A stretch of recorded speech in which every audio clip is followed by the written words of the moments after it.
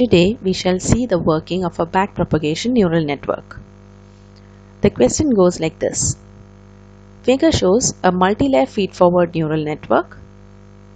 We are given the learning rate as 0.9.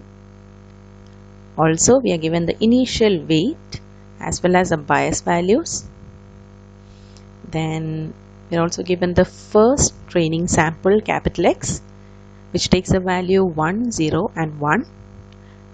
And since it is supervised learning algorithm, we are given the desired output or the target output as 1. So the figure shows the feed-forward neural network. There are 3 input nodes in the first layer, x1, x2 and x3. And W14 indicates the weight connecting the nodes 1 and 4. Similarly, the output node is 6, which connects the node 4 and 6. Then, so these are the initial values of input, weight as well as bias. Once we have the initial weights, we begin by computing the output at layer 1, or we can calculate output as the net input itself, that is for the first layer, that itself happens to be the output. So we have capital I1 as x1, I2 as x2 and I3 as x3, which takes the values 1, 0 and 1. Then we have to compute the output at the next layer, okay, or the first layer, hidden layer. It is computed as weighted sum of inputs plus a bias, or ij is computed as sigma wij oi plus theta I. So we have node 4. So for node 4 in the figure, for the node 4 we have 3 inputs, 1, 2 and 3. So we can compute I4 as W14 into O1 plus W24 into O2 plus W34 into O3 plus theta 4,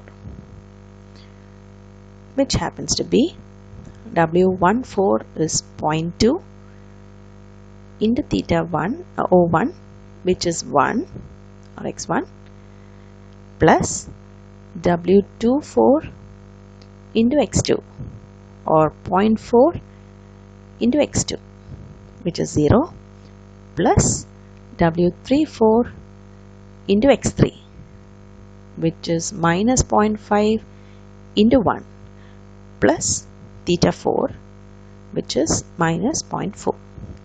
When we compute it, we get the net input I4 as minus 0.7. Now we can apply the activation function to get the output O4. The activation function used here is a sigmoidal function or the logistic function, which is Oj is equal to 1 by 1 plus e raised to minus ij. So here it will be 1 by 1 plus e raised to minus 0.7, which is 0.332. Similarly, we have to compute the output for all other nodes. That is, we have to compute for 4, 5 and 6 during the first pass. In the second pass, we have to backpropagate the errors.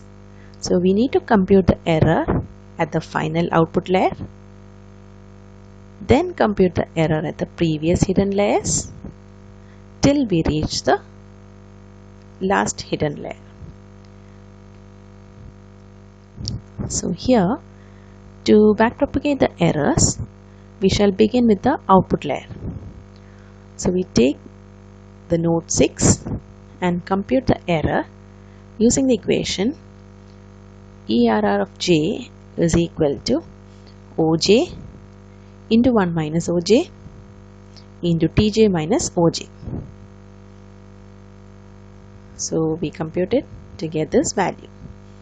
And for all the nodes in the hidden layers, we have ERRJ as OJ into 1 minus OJ into sigma over K ERR of K WJK. Okay. So we use this to compute the error at the hidden layers. So we have computed all the errors. Now using these errors, we need to update the parameters. Here we update the weights. The new value of weights are computed as the change in weight is the learning parameter into ERRJ into OI. That is a increment or the change in weight, and we update each value of weight.